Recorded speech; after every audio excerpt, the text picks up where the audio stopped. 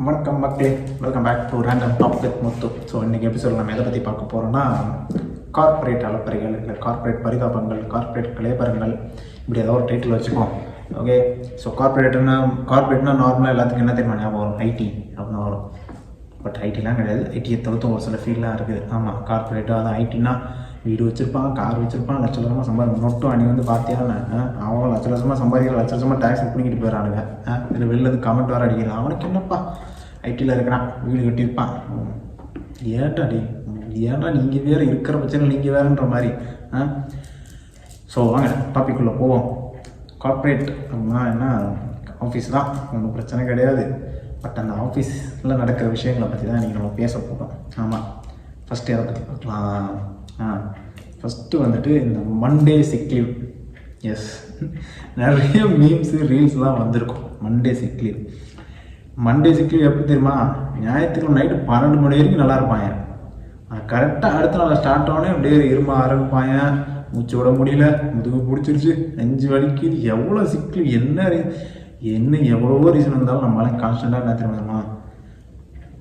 இந்த மாதிரி காய்ச்சல் அடிக்கிற மாதிரி இருக்குது, அடிக்குது, குளிர்து நைட்டு அப்படின்னு. ஏதோ ஒரு நல்ல ரீசனாக சொல்லுங்கள். லீவ் எடுக்கிறோன்னு முடிவாகி போச்சு. தெளிவாக யோசிச்சு ஒரு நல்ல ரீசனாக சொல்ல. உங்களுக்கு எப்படினாலும் லீவ் எடுக்கணும் ஆகி போச்சு. அப்படியே நாங்கள் லாயின் பண்ண சொன்னாலும் வேண்டாவது பார்த்தா லாயின் பண்ண போகிறேன் அப்படின்ற மாதிரி தான் நம்மளும் கொடுப்போம். சரிங்களா?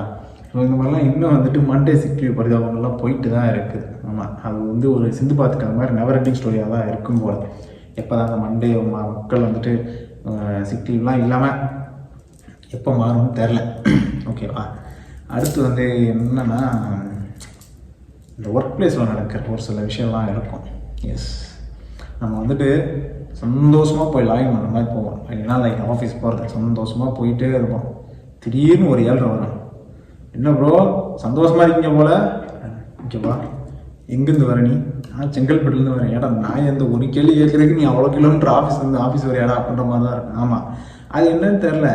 ஏன்னா ஆஃபீஸ் வந்து நான் எல்லாம் விட நான் சோகமாகவே இருக்கணும், சந்தோஷமாக இருக்கக்கூடாதா அப்படின்னு ஏதாவது ரூல்ஸ் இருக்கான்னு? அதெல்லாம் ஒன்றும் கிடையாது. இல்லை, நீயும் சந்தோஷமாக இருந்துட்டு போயேன். இதில் இன்னொரு கேள்வி, வாழ்றீங்களே ப்ரோ, ஏன்னா அதுக்கு தானே அந்த பூமியில் வந்து தொலைஞ்சிருக்க. நீயும் வாழ்ந்துட்டு போயேன்டா, ஏன்டா நீயும் சாவது இல்லாமல் ஏன் சரி வாங்கிட்டு இருக்க மாதிரி தான் தெரியும்.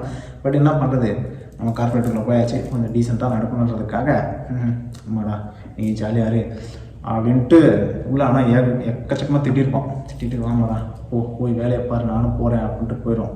ஆனால் அப்படின்னு சும்மா வர மாட்டேன். அந்த நாள் ஃபுல்லாக நோண்டிக்கிட்டே இருக்குது. என்ன ப்ரோ அதுதான், என்ன ப்ரோ சந்தோஷமாக இருக்கிறீங்க, ஏன்டா நீயும் சந்தோஷமாக இருந்து தொலையண்டா, உங்களெல்லாம் யாரா வேலைக்கு எடுத்தான்ற மாதிரி தான் இருக்கும் நீங்கள் பேசுகிறதெல்லாம் பார்க்கும்போது.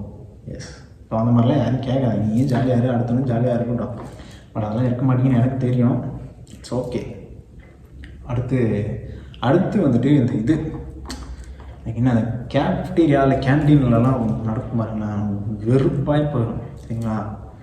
அதுவும் அந்த பீக் டைம்ன்ற மாதிரி 12 மணிலேருந்து 3 மணி வரைக்கும் சாப்பிட்டுக்கிட்டே இருக்கிறான். எப்பா ஆஃபீஸில் சத்தியமாக சொல்கிறீங்க, எனக்கு எல்லோரும் அப்போ தான் சாப்பிட வரீங்களா அப்படின்னு நீங்கள் என்ன இந்த வீடியோ பார்த்து கேட்கலாம். நீ மட்டும் சாப்பிட வரல, எனக்கு வேறு வழி இல்லை, என் ஷிஃப்ட் டைம் அந்த மாதிரி. அதனால் அப்போ நீங்களும் சொல்லாதீங்க. ஏதோ ஒரு வீடியோக்காக சொல்கிறேன், விட்டுருங்க. சரிங்களா?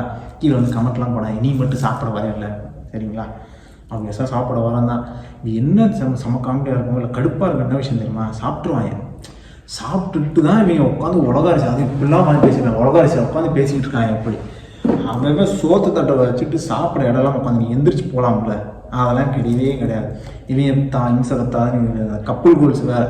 அப்போ தான் உட்காந்து ஊட்டி விடுறது, அப்போ தான் உட்காந்து அவ்வளோ பவுடர் போட்டு விடுறது. சாப்பிட்டீங்கன்னா எந்திரிச்சு போய் வெளியில் போய் எனக்கு எதாவது பண்ணுங்களேன், வெளில போய் பேசுங்களேன். யாரும் உங்களை வேணான்னு சொன்னால் நாங்கள் சாப்பிட வேணாமா? சாப்பிட்டு நாங்களும் போகணும். சரியா? ஏன்னா இருக்கிறதே ஒரு 30 மினிட்ஸோ 40 மினிட்ஸோ, அதில் பாதி மணி நேரம் 20 நிமிஷம் இறந்த இடத்துலேயே போயிடுது. மீதி 10 நிமிஷம் கவுண்டரில். அவங்க அதுக்கு மேலேப்பா கொஞ்சம் சாம்பார் எக்ஸ்ட்ரா கேட்டால், எங்கள் ஆஃபீஸில் ஒரு அக்கா இருக்கு, அதெல்லாம் ஒரு சாம்பார் எக்ஸ்ட்ரா இதெல்லாம் ஊற்றிக்க வச்சு ஏதோ அவங்க வீட்டு சாம்பார் கேட்குற மாதிரி. கொஞ்சம் மாதிரி சிரிச்ச மாதிரி ஊற்றுக்கா, நீ இப்போவே இப்படி எங்களே இந்த பாடு படுத்துறியா, உன் புருஷன் என்ன பாடு படுத்துருன்ற மாதிரி தான் எனக்கு தோணும். சீரியஸாக ஒரு சாம்பார் கேட்டால் அவ்வளோ பிரச்சனை பண்ணுவாங்க. நம்ம சாப்பாடு கேட்டால் கேட்டால் நாங்கள் காசு கொடுத்தாலும் வந்தோம் போடுங்க, சிரிச்ச மாதிரி போடுங்கடா அப்படின்னு தான் தோணும். டெய்லி சண்டை போட்டு கொடுங்க வெறுப்பா போங்கடா அப்படின்ட்டு. ஸோ இப்படி தான் இருக்கும். நமக்கு ஒரு மாதிரி கடுப்பாகும். ஏன்னா நம்ம சந்தோஷமாக போகிறதே அந்த சாப்பிட்றப்ப தான். அப்பயும் நம்மளை வந்துட்டு சொல்லி வச்சு ஃபீல் சந்தோஷமாக சாப்பிட வரேன் மட்டும் தான் பண்ணுமேட்டு அவ்வளோதான் பண்ணி அனுப்பிச்சிருவாங்க. எஸ், அதுக்கப்புறம் பார்த்திங்கன்னா இந்த என்ன சொல்கிறது, இந்த கூட வேலை செய்யணும். ஆப்வியஸாக நீங்கள் எங்கே போனாலும் சரி, எந்த ஆஃபீஸாக இருந்தாலும் சரி, என்ன பொசிஷனாக இருந்தாலும் சரி, நீங்கள் உங்கள் டீம் இருக்குல்ல, உங்கள் டீமை பொறுத்து தான் உங்கள் ஆஃபீஸ் லைஃபே. எஸ், உங்களுக்கு டீம் செட் ஆகிடுச்சுன்னு வச்சுக்கோங்களேன், நீங்கள் எவ்வளோ வேலை இருந்தாலும் இல்லை, எவ்வளோ ஸ்ட்ரெஸ்ஸாக இருந்தாலும் நீங்கள் அதை பண்ணி முடிச்சிருவீங்க. எஸ், அப்படி ஒரு டீமாக தான் இருக்கணும். ஆப்வியஸாக எல்லாருக்கும் அந்த மாதிரி ஒரு டீம் கிடச்சிங்க. ஏன்னா நம்ம எப்படின்னா நம்ம வாழ்க்கையோட பாதி நேரம் இதுக்கப்புறம் நம்ம ஆஃபீஸில் தான் ஸ்பெண்ட் பண்ணுற மாதிரி இருக்கும். ஸோ அப்படிப்பட்ட ஆஃபீஸில் கூட வேலை செய்கிறவங்களோ இல்லை வேறு டீம் நம்ம சரியில்லைன்னு சொன்னாங்க, நம்மளால் ஒன்றுமே பண்ண முடியாது. அதனால் அது பண்ணுற மாதிரிலாம் யோசிச்சுட்டே இருப்பாங்க.